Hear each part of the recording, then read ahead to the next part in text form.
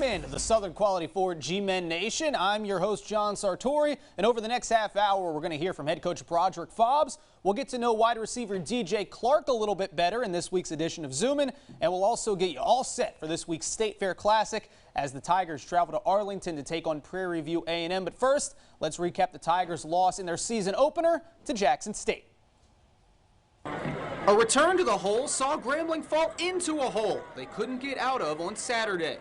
From the first play of the game resulting in a false start penalty to Dijon Warren's 25-yard punt return setting JSU up deep in Grambling territory, leading to the first score of the game, things went downhill fast.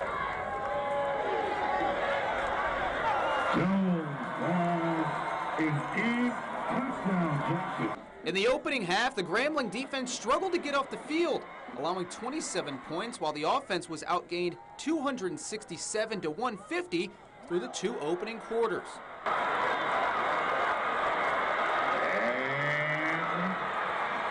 And he's gone for the touchdown. But things did turn around as it was a tale of two halves for the Tiger defense, forcing 2 3-and-outs and allowing just 6 JSU points through the final two quarters. The offense also turned a corner, putting up 3 drives of over 65 yards in the second half. But ultimately, the GSU defense just couldn't get off the field on third downs, as JSU converted 8 of 13 times, also rushing for 293 yards, gaining over 6 yards per carry.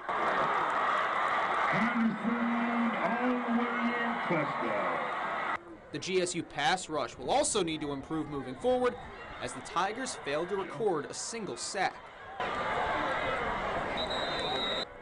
The 11 penalties they committed didn't help the Tigers either, and while the team did take care of the football well all afternoon, the team's only turnover couldn't have come at a worse time, on the Jackson State 1-yard line with just 1:04 remaining, as Grambling lost for the first time at home since 2015, falling to Jackson State 33 to 28. Reporting in Grambling, I'm John Sartori.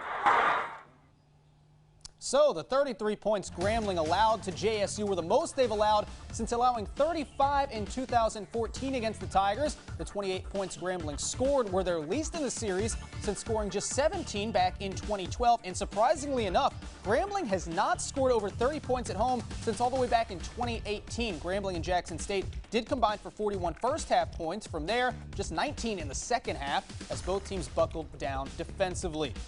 JSU's first win over Grambling since all the way back in 2012. The two teams are not scheduled to meet in the fall. Here's the West Division standings as we head into Week 2. UAPB leading the pack with Prairie View A&M. Southern, they've already played 2 games. They're at 500 heading into the weekend. Grambling currently at the bottom there with Texas Southern, with each team having only played 1 game. The Tigers have a chance to climb up this board this weekend against Prairie View A&M in the State Fair Classic. We'll have more on that game later on in the show.